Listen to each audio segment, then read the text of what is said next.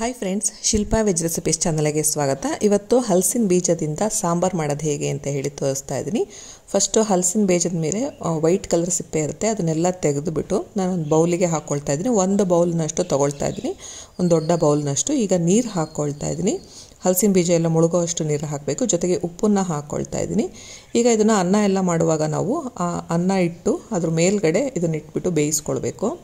ಒಂದು 2ರಿಂದ 3 ವಿಜಲ್ ಕೂಗಿಸಿದ್ರೆ ಸಾಕು. ನಾನಿಲ್ಲಿ 3 ವಿಜಲ್ ಕೂಗಿಸ್ಕೊಳ್ತಾ ಇದ್ದೀನಿ.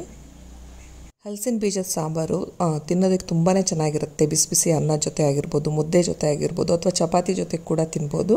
ಆ ರೀತಿ ಮಾಡ್ತಾಯಿದ್ದೀನಿ. ಈಗ 3 ವಿಜಲ್ ಆಗಿದೆ, ನೋಡ್ತಾ ಇರ್ಬೋದು ಚೆನ್ನಾಗಿ ಬೆಂದಿದೆ. ನಾನಿಲ್ಲಿ ಬಸಳೆ ಸೊಪ್ಪನ್ನ ತೊಗೊಂಡಿದ್ದೀನಿ. ಒಂದು 2 ಹಿಡಿಯಷ್ಟು ಬಸಳೆ ಸೊಪ್ಪಿದೆ, ಇದನ್ನು ತೊಳೆದು ಬಿಟ್ಟಿದ್ದೀನಿ. ಮತ್ತು ಚೆನ್ನಾಗಿ ಈಗ ಹೆಚ್ಚಿ ಇಟ್ಕೊಂಡಿದ್ದೀನಿ. ಈ ರೀತಿ ನೀವು ಬೇರೆ ಯಾವ ಸೊಪ್ಪಾದರೂ ಕೂಡ ಬಳಸ್ಕೊಂಡು ಮಾಡ್ಬೋದು. ನೆಕ್ಸ್ಟು ಮಸಾಲೆ ಹುರ್ಕೊಳ್ಳೋದಕ್ಕೆ ಒಂದು ಚಿಕ್ಕ ಸ್ಪೂನ್ನಲ್ಲಿ 1 ಸ್ಪೂನ್ನಷ್ಟು ಎಣ್ಣೆ ಹಾಕ್ತಾಯಿದ್ದೀನಿ. ಈಗ ಧನಿಯಾ ಹಾಕ್ಕೊಳ್ತಾ ಇದ್ದೀನಿ. ಒಂದು 2 ಸ್ಪೂನ್ನಷ್ಟು ನಾನು ಧನಿಯಾ ಹಾಕ್ಕೊಳ್ತಾ ಇದ್ದೀನಿ. ನೆಕ್ಸ್ಟ್ ಇಲ್ಲಿ ನಾನು ಒಣಮೆಣಸಿನ್ಕಾಯಿ ಬಳಸ್ತಾ ಇದ್ದೀನಿ. ಬ್ಯಾಡಗಿ ಮತ್ತು ಗುಂಟೂರು ಎರಡನ್ನೂ ಕೂಡ ಹಾಕ್ಕೊಳ್ತಾ ಇದ್ದೀನಿ. ಖಾರ ಜಾಸ್ತಿ ಬೇಕು ಅನ್ನೋರು ಗುಂಟೂರು ಮೆಣಸಿನ್ಕಾಯಿನ ಇನ್ನೊಂದು ಸ್ವಲ್ಪ ಹಾಕ್ಕೊಳ್ಬೋದು. ನಾನಿಲ್ಲಿ ಸ್ವಲ್ಪ ಖಾರ ಕಡಿಮೆನೇ ಮಾಡ್ತಾಯಿದ್ದೀನಿ. ಈಗ ಸಣ್ಣ ಉರಿಯಲ್ಲಿ ಇದನ್ನು ಹುರ್ಕೊಳ್ಬೇಕು. ಈಗ ನೆಕ್ಸ್ಟ್ ನಾನು ಇದಕ್ಕೆ ಸಾಸಿವೆ ಹಾಕ್ಕೊಳ್ತಾ ಇದ್ದೀನಿ. ಒಂದು 1/4 ಸ್ಪೂನ್ನಷ್ಟು, ಜಾಸ್ತಿ ಹಾಕೋದೇನು ಬೇಡ, ಒಂದು ಸ್ವಲ್ಪ ಹಾಕಿದ್ರೆ ಸಾಕು ಸಾಸಿವೆ. ಈಗ ಸಾಸಿವೆ ಎಲ್ಲ ಚಟಪಟ ಆದಮೇಲೆ ಇದನ್ನು ಆಫ್ ಮಾಡಿಕೊಂಡು ಈಗ ಮಿಕ್ಸಿ ಜಾರಿಗೆ ಹಾಕ್ಕೊಳ್ತಾ ಇದ್ದೀನಿ.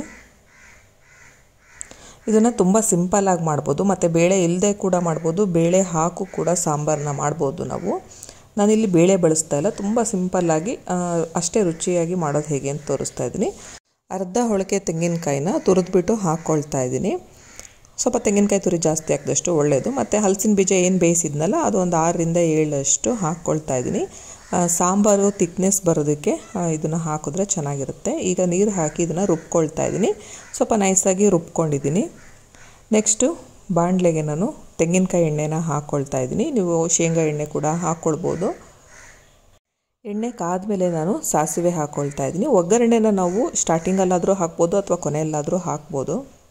ಸ್ವಲ್ಪ ಬೆಳ್ಳುಳ್ಳಿನ ಜಜ್ಜಿಬಿಟ್ಟು ಹಾಕಿದ್ದೀನಿ. ಬೆಳ್ಳುಳ್ಳಿ ಒಗ್ಗರಣೆ ತುಂಬ ಚೆನ್ನಾಗಿರುತ್ತೆ ಸಾಂಬಾರಿಗೆ. ನೆಕ್ಸ್ಟು ಕರಿಬೇವನ್ನ ಹಾಕ್ಕೊಳ್ತಾ ಇದ್ದೀನಿ. ಜೊತೆಗೆ ಒಂದು ಈರುಳ್ಳಿನ ಕೂಡ ಹೆಚ್ಚಿ ಹಾಕ್ಕೊಳ್ತಾ ಇದ್ದೀನಿ. ಈರುಳ್ಳಿ ಆಪ್ಷನಲ್, ಬೇಕು ಅಂದರೆ ಹಾಕ್ಬೋದು, ಇಲ್ಲಾಂದರೆ ಸ್ಕಿಪ್ ಕೂಡ ಮಾಡ್ಬೋದು. ಈಗ ಈರುಳ್ಳಿ ಎಲ್ಲ ಫ್ರೈ ಆದಮೇಲೆ ನೆಕ್ಸ್ಟ್ ನಾನು ಏನು ಬಸಳೆ ಸೊಪ್ಪು ಹೆಚ್ಚಿಟ್ಕೊಂಡಿದ್ನಲ್ಲ ಅದನ್ನು ಹಾಕಿ ಹುರ್ಕೊಳ್ತಾ ಇದ್ದೀನಿ. ಎಣ್ಣೆಯಲ್ಲೇ ಸ್ವಲ್ಪ ಹೊತ್ತು ಬಸಳೆ ಸೊಪ್ಪನ್ನ ಬಾಡಿಸ್ಕೋಬೇಕು. ನಂತರ ನೀರು ಹಾಕಿ ಬೇಯಿಸ್ಕೊಳ್ಬೇಕು, ಆವಾಗ ಚೆನ್ನಾಗಾಗುತ್ತೆ ಸಾಂಬಾರು. ನಾನು ಫಸ್ಟು ಎಣ್ಣೆಯಲ್ಲಿ ಸೊಪ್ಪನ್ನು ಬಾಡಿಸ್ಕೊಳ್ತಾ ಇದ್ದೀನಿ. ಬಸಳೆ ಸೊಪ್ಪನ್ನ ಒಂದು 2 ನಿಮಿಷ ಈ ರೀತಿ ಫ್ರೈ ಮಾಡಿಬಿಟ್ರೆ ಚೆನ್ನಾಗಿ ಬೆಂದು ಬಿಡುತ್ತೆ. ನೆಕ್ಸ್ಟ್ ಈಗ ನಾನು ಟೊಮೊಟೊನ ಹಾಕ್ಕೊಳ್ತಾ ಇದ್ದೀನಿ. 1 ಅಥವಾ 2 ಟೊಮೊಟೊನ ಹಾಕ್ಕೊಂಡ್ರೆ ಚೆನ್ನಾಗಾಗುತ್ತೆ. ನಾನಿಲ್ಲಿ ಒಂದು ಮೀಡಿಯಮ್ ಸೈಜ್ದು 2 ಟೊಮೊಟೊ ಹಾಕ್ಕೊಂಡಿದ್ದೀನಿ. ಹುಳಿ ಟೊಮೊಟೊ ಬಳಸಿದ್ರೆ ಚೆನ್ನಾಗಿ ಸಾಂಬಾರಿಗೆ. ಈಗ ಟೊಮೊಟೊ ಕೂಡ ಹುರಿದಾಗಿದೆ. ನೆಕ್ಸ್ಟು ಬೇಯಿಸಿಟ್ಕೊಂಡಿರೋವಂತಹ ಹಲಸಿನ ಬೀಜನ ಹಾಕ್ಕೊಳ್ತಾ ಇದ್ದೀನಿ. ಈಗ ಹಲಸಿನ ಬೀಜ ಹಾಕಿದ್ಮೇಲೆ ಇಷ್ಟನ್ನು ಮಿಕ್ಸ್ ಮಾಡಿ ಸ್ವಲ್ಪ ಬೇಯಕ್ಕೆ ಬಿಡಬೇಕು. ಈಗ ಇದಕ್ಕೆ ನಾನು ಉಪ್ಪನ್ನು ಹಾಕ್ಕೊಳ್ತಾ ಇದ್ದೀನಿ. ಉಪ್ಪು ಒಂದು 2 ಸ್ಪೂನ್ನಷ್ಟು ಹಾಕಿದ್ದೀನಿ. ಹಲಸಿನ ಬೀಜ ಬೇಯಿಸುವಾಗೂ ಕೂಡ ಹಾಕಿದ್ದೆ. ನೆಕ್ಸ್ಟು ಹುಣಸೆ ರಸನ ಹಾಕ್ಕೊಂಡಿದ್ದೀನಿ. ಒಂದು ನಿಂಬೆಹಣ್ಣಿನ ಗಾತ್ರದಷ್ಟು ಹುಣಸೆ ಹಣ್ಣನ್ನು ನೆನೆಸ್ಬಿಟ್ಟು ಅದರ ರಸ ಎಲ್ಲ ಹಿಂಡಿ ಹಾಕ್ಕೊಳ್ತಾ ಇದ್ದೀನಿ. ನೆಕ್ಸ್ಟ್ ಈಗ ಬೆಲ್ಲ ಹಾಕ್ಕೊಳ್ತಾ ಇದ್ದೀನಿ. ಬೆಲ್ಲ ನೋಡಿಕೊಂಡು ಬೇಕಂದರೆ ಹಾಕ್ಬೋದು, ಇಲ್ಲಾಂದರೆ ಸ್ಕಿಪ್ ಕೂಡ ಮಾಡ್ಬೋದು. ಬೆಲ್ಲ ಹಾಕಿದ್ರೆ ಚೆನ್ನಾಗಾಗುತ್ತೆ ಟೇಸ್ಟು. ಜಾಸ್ತಿ ಕೂಡ ಹಾಕಬಾರ್ದು, ಒಂದು ಸ್ವಲ್ಪ ಹಾಕಬೇಕು. ಈಗ ಇದಿಷ್ಟನ್ನು ಹಾಕಿ ಮಿಕ್ಸ್ ಮಾಡಿ ಒಂದು ಸ್ವಲ್ಪ ಕುದಿಯೋಕ್ಕೆ ಬಿಡಬೇಕು. ಹಲಸಿನ ಬೀಜ ಉಪ್ಪು ಹುಳಿ ಖಾರನ ಹೀರ್ಕೊಳ್ಬೇಕು. ಹಾಗಾಗಿ ನಾವು ಇದನ್ನು ಸ್ವಲ್ಪ ಉಪ್ಪು ಹುಳಿ ಹೀರ್ಕೊಳ್ಳೋದಕ್ಕೆ ಸ್ವಲ್ಪ ಹೊತ್ತು ಬೇಯಿಸಬೇಕಾಗತ್ತೆ. ನೆಕ್ಸ್ಟ್ ನಾನಿಲ್ಲಿ ರುಬ್ಬಿರೋ ಅಂತಹ ಮಸಾಲೆನ ಹಾಕ್ಕೊಳ್ತಾ ಇದ್ದೀನಿ. ಈಗ ಇದಕ್ಕೆ ನೀರನ್ನ ಮಿಕ್ಸ್ ಮಾಡಿಕೊಂಡು ಹಾಕ್ಕೊಳ್ತಾ ಇದ್ದೀನಿ. ನೀರನ್ನ ನೋಡಿಕೊಂಡು ಹಾಕ್ಕೊಳ್ಬೇಕು. ನೀವು ಚಪಾತಿ ಜೊತೆ ತಿನ್ನೋದಾದರೆ ಸ್ವಲ್ಪ ಗಟ್ಟಿಯಾಗಿ ಮಾಡ್ಕೊಳ್ಳಿ. ಮುದ್ದೆ ಜೊತೆ ಅಥವಾ ಅನ್ನದ ಜೊತೆ ಆದರೆ ಸ್ವಲ್ಪ ನೀರು ಜಾಸ್ತಿ ಹಾಕ್ಕೊಂಡ್ರೆ ಚೆನ್ನಾಗಾಗತ್ತೆ. ನಾನಿಲ್ಲಿ ಇವತ್ತು ಚಪಾತಿ, ಮುದ್ದೆ, ಅನ್ನ 3ಕ್ಕೂ ಮ್ಯಾಚ್ ಆಗೋ ಹಾಗೆ ಮಾಡ್ತಾಯಿದ್ದೀನಿ. ಮಧ್ಯಾಹ್ನ ಹೊತ್ತು ಅನ್ನ ಅಥವಾ ಮುದ್ದೆಗೆ ಏನಾದರೂ ಈ ಸಾಂಬಾರು ಮಾಡಿಕೊಂಡ್ರೆ ಇದು ಮತ್ತೆ ನಾವು ಸಂಜೆ ಕುದಿಸಿದಾಗ ಮತ್ತೆ ಸ್ವಲ್ಪ ಗಟ್ಟಿಯಾಗುತ್ತೆ. ಆವಾಗ ನಾವು ಚಪಾತಿಗೆ ರಾತ್ರಿ ಟೈಮು ಬಳಸ್ಬೋದು. ಸಾಂಬಾರು ಕುದಿಯುವಾಗ ನಾನಿಲ್ಲಿ ಕೊತ್ತಂಬರಿ ಸೊಪ್ಪನ್ನ ಹಾಕಿ ಮಿಕ್ಸ್ ಮಾಡ್ಕೊಳ್ತಾ ಇದ್ದೀನಿ. ಇದನ್ನು ಚೆನ್ನಾಗಿ ಕುದಿಸಿದ್ರೆ ಸಾಂಬಾರು ರೆಡಿ ಆಗುತ್ತೆ. ಸಣ್ಣ ಉರಿಯಲ್ಲಿ ನಾವು ಒಂದು 10 ನಿಮಿಷನಾದರೂ ಕುದಿಸ್ಬೇಕು. ಸಾಂಬಾರು ಏನು ನೊರೆ ಬರ್ತಿದೆಯಲ್ಲ ಇದೆಲ್ಲ ಕಡಿಮೆ ಆಗಬೇಕು.